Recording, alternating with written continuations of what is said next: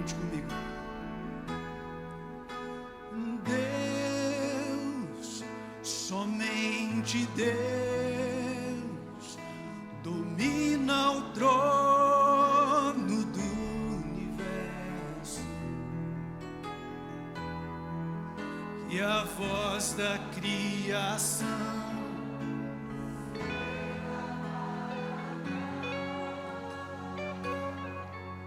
louvor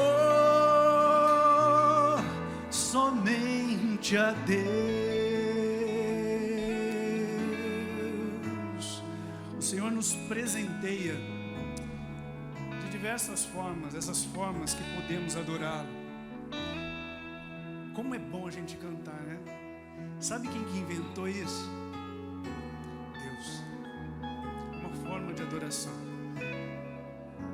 Deus não nos deu só a música. Deus deu talento aos homens para escreverem poesias. Nós adoramos ao Senhor enquanto nós ouvimos a exposição bíblica. E também Deus nos presenteou dizendo para nós: eu não preciso do teu dinheiro. Eu sou dono de toda a prata e de todo o ouro. Porém, eu quero que você se envolva e tenha o privilégio de se envolver tanto com o meu reino. Eu vou te dar o privilégio de também me adorar através da sua oferta. Nas Escrituras a gente vê isso. Não precisando de nós, nos torna privilegiados e podemos participar através de ofertas financeiras.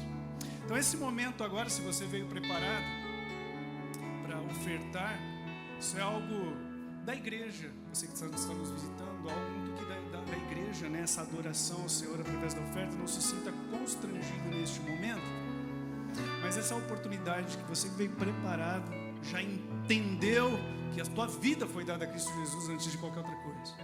Então você pode fazê-lo neste momento, adorando através da sua oferta também, enquanto cantamos essa música. Todos juntos então. Deus, somente Deus, criou o mundo e o que nele há. O ser que pode respirar existe para mostrar a glória do Senhor. Somente Deus. Deus, somente Deus, os seus mistérios pode revelar, os seus desígnios quem jamais um dia conhecer, pois Deus somente é. Cante ao Senhor com todas as forças que você tem. Deus, somente Deus, domina o trono do universo,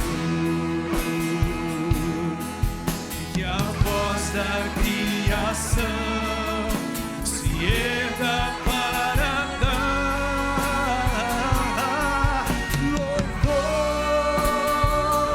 somente a Deus.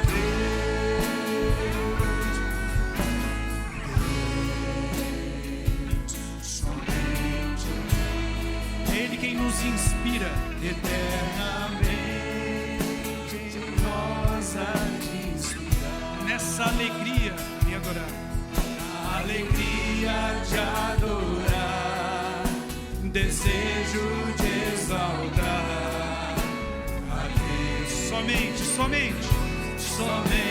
a Deus.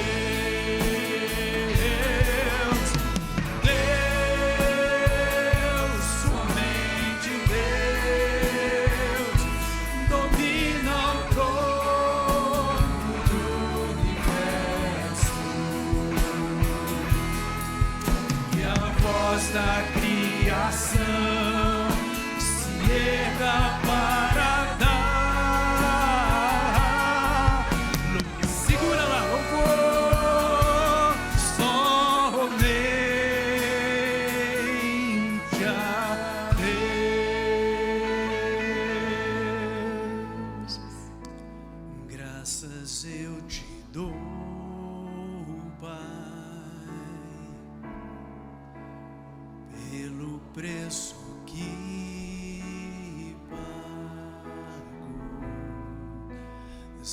sacrifício de amor que me comprou, ungido do Senhor, pelos cravos em tuas mãos, graças eu te dou, ó meu Senhor. De coração, me deu perdão, restaurou minha comunhão. Cante que Ele é digno. Digno é o Senhor, sobre o trono está.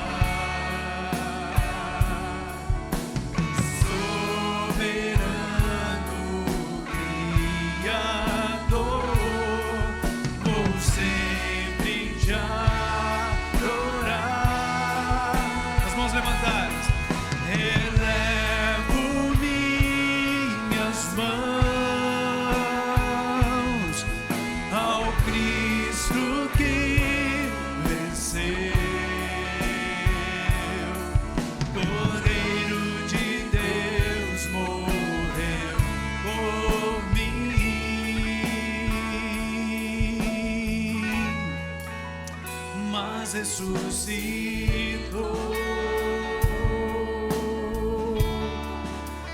digno é o Senhor,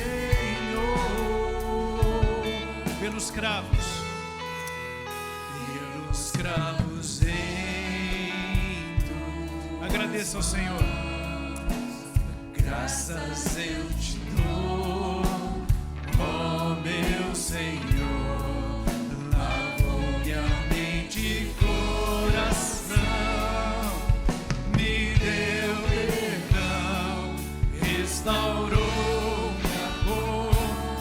Adore o Senhor, somente Ele é digno da nossa adoração. Digno é o Senhor, sobre o trono está, soberano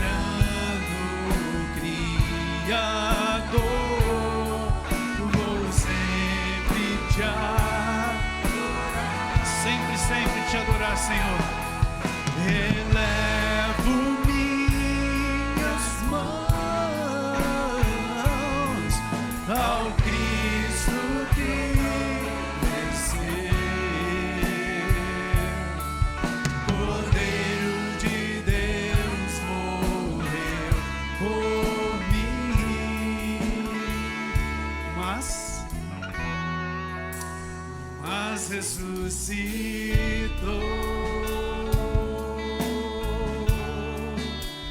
digno é o Senhor, mas ressuscitou,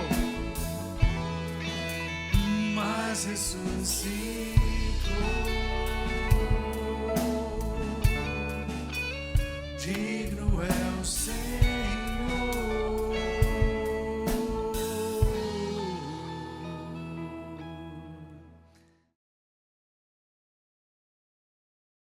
Olá, meu irmão, minha irmã da CIB, tudo bem? Uma alegria poder estar junto com você aqui nessa noite de quarta-feira para poder compartilhar um pouco mais da Palavra de Deus, sendo mediado principalmente aí, por esses estudos que temos feito no livro Aprendendo a Amar os Salmos, do Dr. Robert Guthrie. E, de fato, esse livro para mim tem sido muito edificante no aspecto de trazer um pouco mais da teologia por detrás da poesia. Eu nunca fui um cara muito apegado à literatura e à beleza das poesias, e por isso muitas das vezes eu menosprezava o valor dos salmos, e esse livro tem me ajudado de sobremaneira a olhar para a beleza que existe por detrás da palavra de Deus disposta ali através das canções, das poesias que os salmistas deixaram para a gente. E assim como ele tem edificado muito a mim, eu espero que de fato tenha sido assim e esteja sendo assim com você e com sua família também, e peço para que você já concentre seu coração, sua cabeça, sua oração nesses próximos minutos onde daremos continuidade a isso. Bom, antes de mais nada, hoje a gente vai começar já lendo o Salmo de número 90, né? Nós estamos no capítulo 31 do livro e esse capítulo cobre o Salmo de número 90. Eu queria ler ele aqui com você. Se você tiver uma Bíblia, você pode abrir por aí também para acompanhar. Um salmo relativamente curto e vai ser importante para a gente entender o restante aqui do estudo também. Diz assim o Salmo de número 90: Senhor, Tu és o nosso refúgio para sempre, de geração em geração. Antes de nascerem os montes e de criares a terra e o mundo, de eternidade a eternidade, Tu és Deus. Fazes os homens voltarem ao pó, dizendo: retornem ao pó, seres humanos. De fato, 1000 anos para Ti são como o dia de ontem que passou, como as horas da noite. Como uma correnteza Tu arrasta os homens, são breves como o sono. São como a relva que brota ao amanhecer. Germina e brota pela manhã, mas à tarde murcha e seca. Somos consumidos pela Tua ira e aterrorizados pelo Teu furor. Conheces as nossas iniquidades, não escapam os nossos pecados secretos à luz da Tua presença. Todos os nossos dias passam debaixo do Teu furor, vão-se como um murmúrio. Os anos de nossa vida chegam a 70 ou a 80 para os que têm mais vigor. Entretanto, são anos difíceis e cheios de sofrimento, pois a vida passa depressa e nós voamos. Quem conhece o poder da Tua ira? Pois o Teu furor é tão grande como o temor que Te é devido. Ensina-nos a contar os nossos dias para que o nosso coração alcance sabedoria. Volta-te, Senhor, até quando será assim? Tem compaixão dos Teus servos, satisfaze-nos pela manhã com Teu amor leal, e todos os nossos dias cantaremos felizes. Dá-nos alegria pelo tempo que nos afligiste, pelos anos em que tanto sofremos. Sejam manifestos os Teus feitos aos Teus servos, e aos filhos deles o Teu esplendor. Esteja sobre nós a bondade do nosso Deus soberano. Consolida para nós a obra de nossas mãos. Consolida a obra de nossas mãos. Bom, um ponto central desse salmo aqui, ou uma curiosidade, é que na tua Bíblia você vai ver que ele, logo no começo diz ali que ele é escrito por Moisés, é uma oração de Moisés. Então, esse é o único salmo que é relacionado a Moisés, ou que é atribuído a Moisés no saltério inteiro, e isso traz todo um novo background, todo um novo contexto por detrás do que está sendo escrito aqui, né? E a gente vai ver isso com base principalmente nesse versículo muito famoso que a gente costuma ouvir já quase que como um provérbio, né? Que está ali no versículo 12. Ensina-nos a contar os nossos dias para que o nosso coração alcance sabedoria. É a partir desse versículo que o autor do livro aqui vai poder fazer algumas observações e insights bem interessantes para o restante do salmo.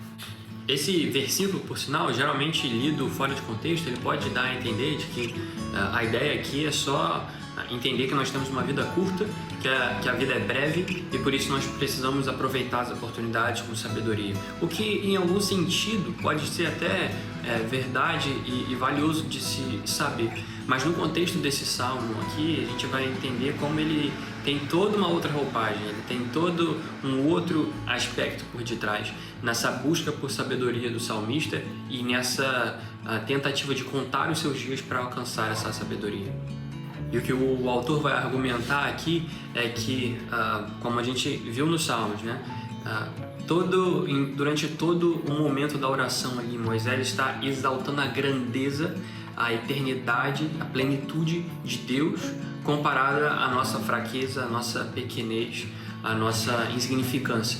Então, o fato e o apontamento que o salmista aqui faz para os seus próprios dias serem tão curtos, serem tão pequenos, não é um fim em si mesmo, mas é uma comparação com aquele que existe desde sempre e para sempre, com aquele cujos dias não limitam a sua existência. O autor vai dizer, por exemplo, que Moisés nos lembra que, embora a vida humana seja frágil e curta, Deus é eterno.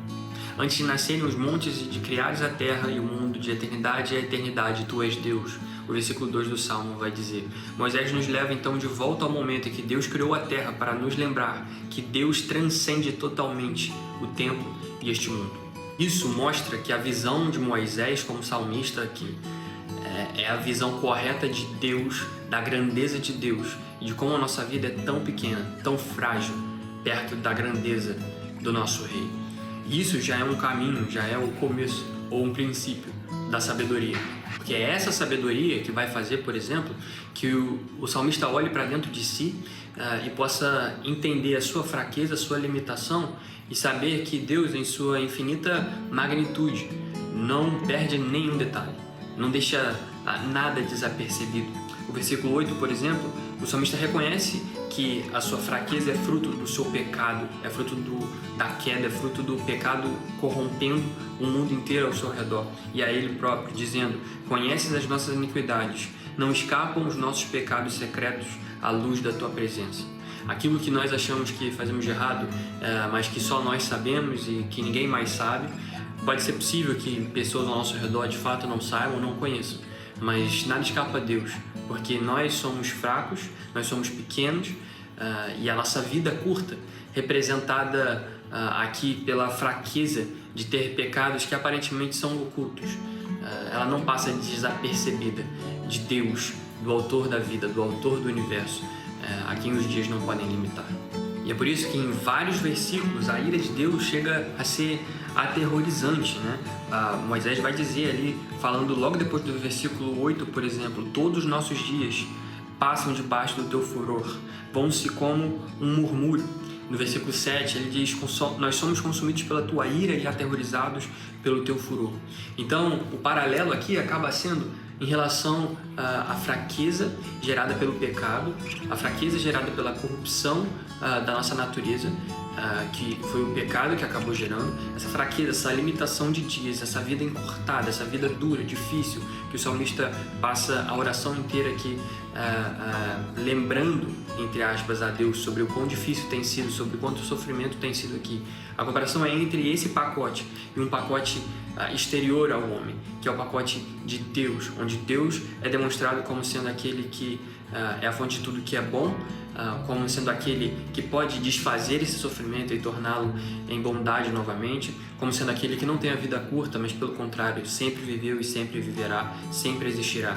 E a comparação é entre essas duas esferas, digamos assim, a humana e a divina. E reconhecer isso é dizer o que o salmista diz no versículo 12: ensina-me a contar os meus dias, para que eu veja que minha vida é muito pequena, para que eu veja que perto do Senhor eu não sou nada, para que eu veja que perto do Senhor a minha fraqueza me impulsiona a pecar, quando o Senhor é aquele que pode endireitar os meus caminhos novamente. Então, me ensina, Senhor, a contar os meus dias, para que eu possa então buscar e alcançar a sabedoria, que é reconhecer o Senhor acima de mim mesmo. E essa é uma esperança que o salmista e todos nós podemos ter, porque apesar de uma ira aterrorizante, apesar desse furor, dessa avalanche de poder que Deus demonstra frente à sua criação, é verdade também que Deus ele se coloca como escudo, como proteção, como aquele que é o refúgio do seu povo. E esse é logo o primeiro versículo que Moisés ora aqui, né? Senhor, tu és o nosso refúgio, sempre, de geração em geração, em todos os momentos. Esse Deus forte, esse Deus eterno se coloca como refúgio e proteção de pessoas cuja vida é limitada, cuja vida é fraca, impactada pelo pecado. Desde lá de Moisés e todo o povo de Israel até eu e você aqui hoje, nós temos em Deus o nosso refúgio. Indo ainda para o versículo 12, é interessante notar que Moisés pede a Deus para que ele o ensine a contar os seus dias. Isso é um pouco peculiar, porque a gente pode parar para pensar sobre ser ensinado sobre algo ao qual nós não sabemos exatamente como fazer. E eu penso que o autor acerta muito quando ele diz que nós não sabemos contar os nossos dias, porque para nós temos a sensação de que talvez com saúde, talvez com uma boa conta bancária, talvez com um trabalho legal ali, onde eu posso me sentir útil no mundo, a sensação é de que eu não vou morrer, a sensação é de que minha vida vai ser para sempre. Com um pouco de vigor físico, talvez eu aguente mais do que 70, 80 anos, como Moisés mesmo vai dizer no Salmo. A sensação é de que nós não passaremos. E por isso ele pede: Senhor, ensina-me a contar os meus dias. Não deixe que os meus olhos se prendem e se assegurem, se abracem, se ancorem nas minhas circunstâncias, sendo elas favoráveis ou não. Não deixe que o meu coração se ancore no meu trabalho, no meu dinheiro, no meu poder, na minha influência, na minha saúde, na minha capacidade física, como sendo aquilo que irá manter a minha vida sendo plenamente vivida. Não, ensina-me a contar os meus dias, ensina-me a conhecer o quão frágil eu sou, o quão pequeno eu sou e o quanto logo eu passarei, mas o Senhor não. E é justamente esse ensinamento do Senhor que nos direciona para a sabedoria. É justamente pedir para que Deus nos ensine sobre a nossa fraqueza e a sua grandeza, que irá encaminhar o nosso coração para a verdadeira sabedoria.